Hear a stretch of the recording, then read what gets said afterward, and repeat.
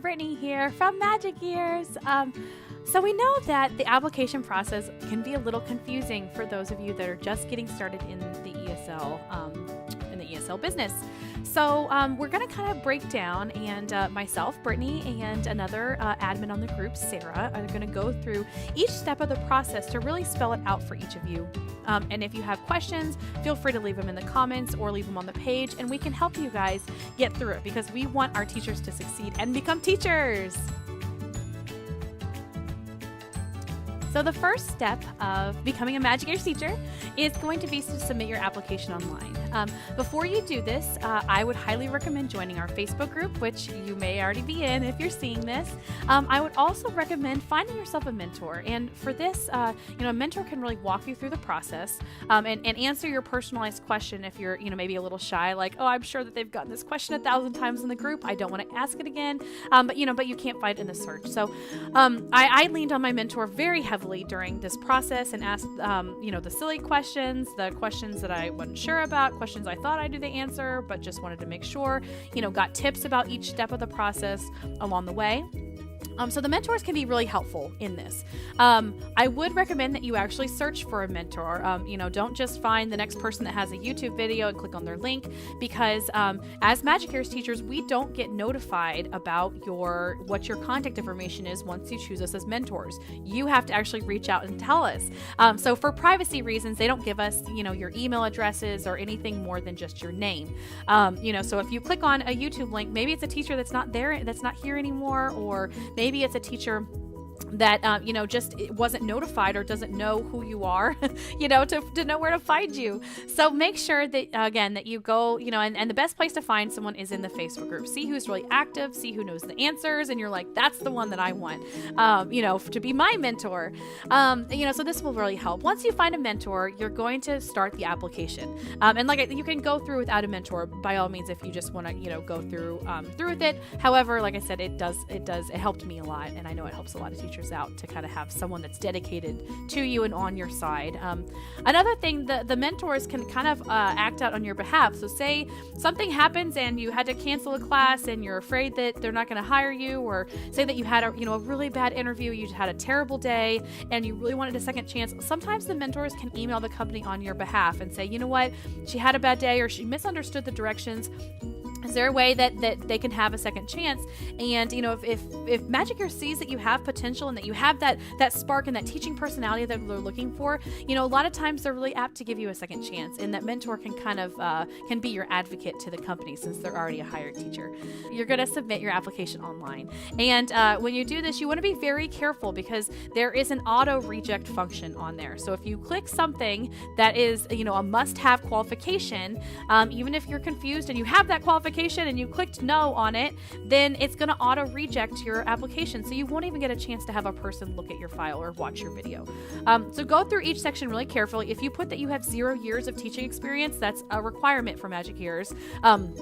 Don't just limit it to ESL experience. So if you have English experience, if you have teaching experience in general with children, put that down as experience and add that up for the number of years that you have. So if you have a couple years of tutoring, if you have a couple years of actually brick and mortar, add those together and put those as your total number of years. And then you won't get auto rejected. The other thing, if you click on the number of days that you can work, it says on there it needs to be a minimum of 3. However, Magic Years is really understanding if you have a brick and mortar job and you only want to work the weekends, the only set requirement is 10 slots a week once you get through the process.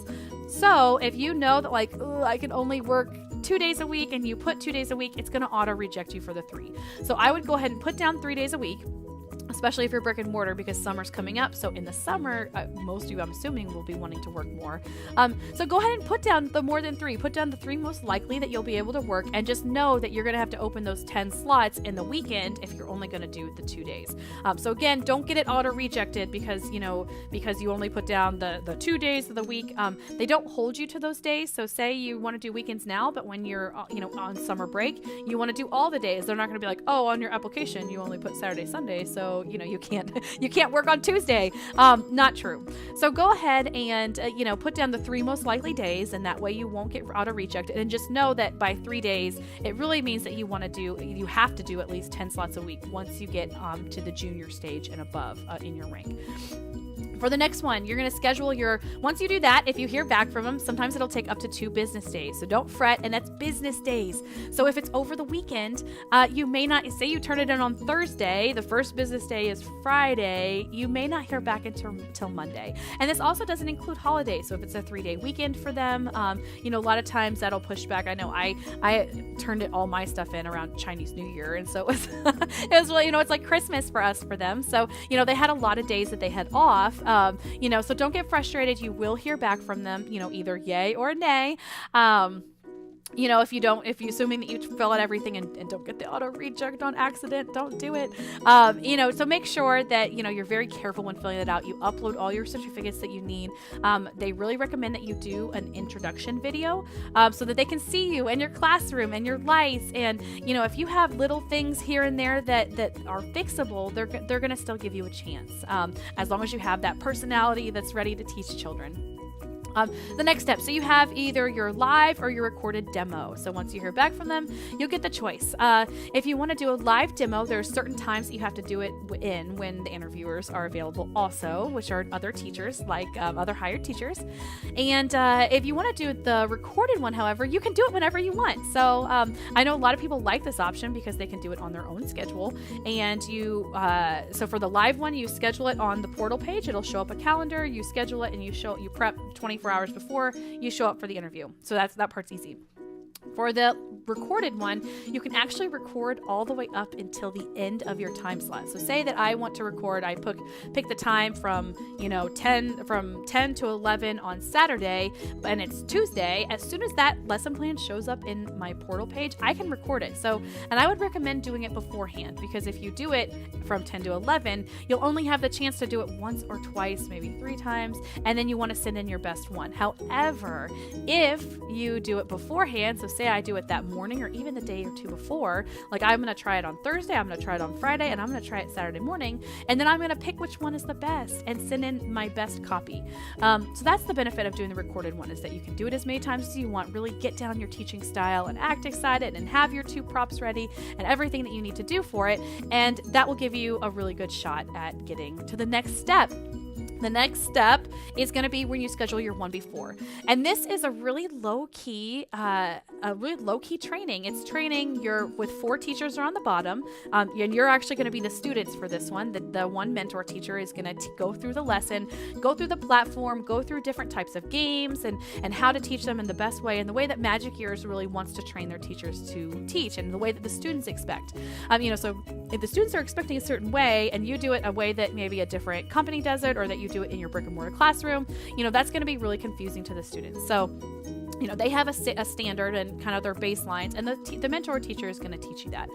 So the 1v4, don't sweat it. I would still show up in your classroom, but it's not as, I would say, as professional or as critical of a piece as it's critical to listen, but as far as prepping goes, so don't worry, don't stress, schedule it as soon as possible. You won't need to do a lot for it. After your 1v4, again, 2 business days, your portal's going to, by 2 business days, your portal's going to update into the 1v1. And this is where you can schedule your 1v1, which is where you put all of the things that you learned in your 1v4. So, how to use the mute button, how to use the trophies. Ding, you get a trophy. Awesome. How to do all that. And you're going to put it to use in a demo. And you're going to give 2 short demos, and you're going to get feedback from the one teacher. So it's a one-on-one. So you're going to be the teacher now, and the mentor is going to be in the student position. And you're going to teach through the 2 demos, and then they're going to give you feedback in between. So you're going to teach one demo. First, you're going to get on. You're going to talk. You're going to, hi, how are you? Do you have any questions? No, let's get started. So you get started. You kind of go into character. Hi, my name is Teacher Brittany. And you get into character. You go through the first demo, and then you stop. And then the mentor teacher will give you feedback feedback during this, like, hey, I did notice that, you could use more TPR. You could, if your lighting's bad, you can't fix your lighting obviously right away, but that's something that they can really tell you to help you. I know feedback that I got was I had just this little poster up, and my mentor was like, you probably could get a little more colorful of a background. I'm like, I used to be a teacher. I got all kinds of posters that I could put up. And so it was good to get that feedback because I was able to do that then before my trial. The teachers really want you to pass in these stages.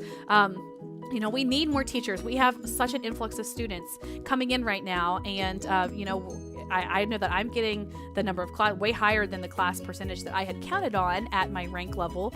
And it's only going to, as kids go to summer, as kids get off school, we're opening more hours over the summer, so we're really trying to ramp up the teachers so that we can, support the need that we have of all these students.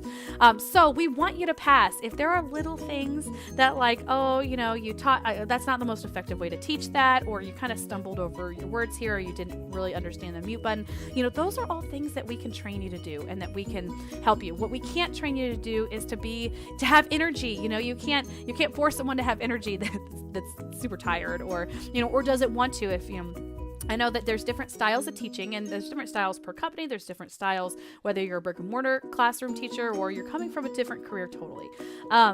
So Magic Ears really wants their teachers and they really sell the fact that they have these high energy teachers and ones that are so excited to be in the classroom, and I can't wait to teach your kid today.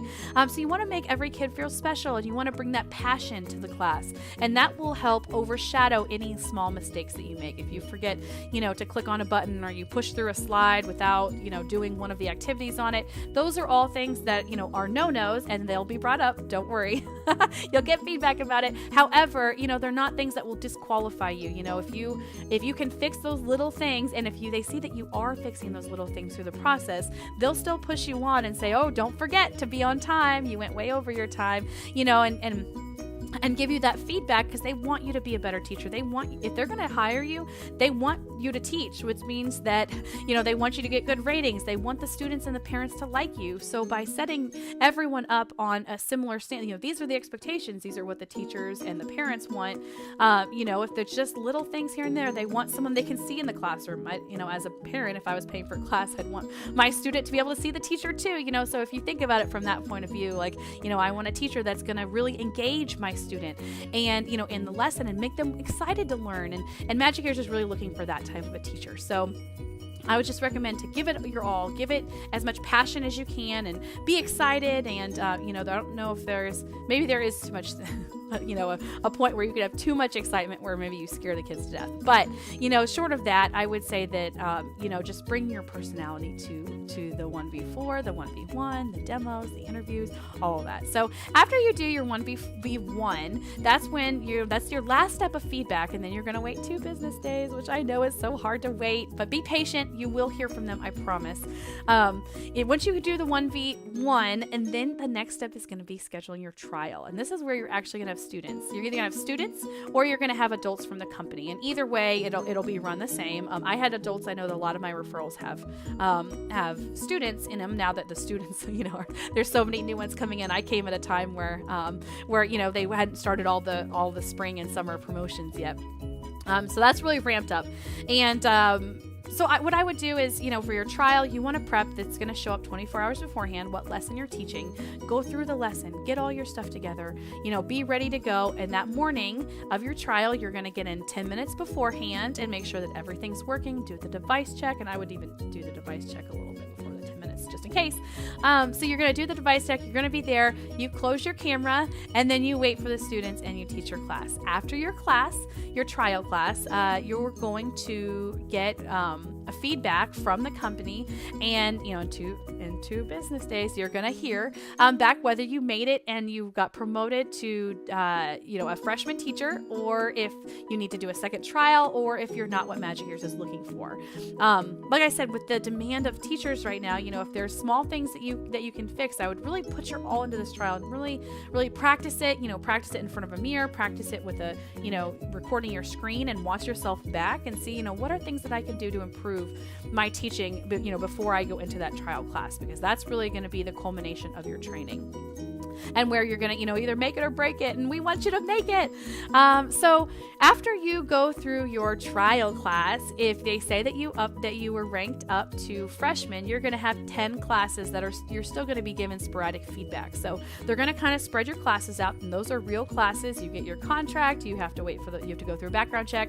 So you wait for your background check, and then once your background check clears, you can start teaching. And that's where you start with your 10 classes, and they'll give you that feedback and let you know, like, if there's still stuff you can work on, like, hey, your light's still not quite working, or your internet connection, make sure you plug into the Ethernet, all those different things. But you get booked right away. I know with some companies, when you get hired on, sometimes you have to wait for the parents to book you and for someone to notice you. And with Magic Ears, if they hire you on, they want you to teach. They're ready. They think that you're ready to go and teach their students. So I hope this was a helpful breakdown. We also have a kind of a graphic and a visual of the breakdown of the process, and what happens, if you don't do as great on a section, where do I go from here? When can I reapply? What stage do I go back to? So go ahead and look in the comment section for the link to the other graphic as well, and hopefully that helps. And again, if you guys have any questions, we're going to have more videos in the future of each different stage broken down just a little farther, and kind of answer some frequently asked questions that we get from those sections. But that was just a really brief overview, and thanks. Have a great day. Let me know if you have any questions.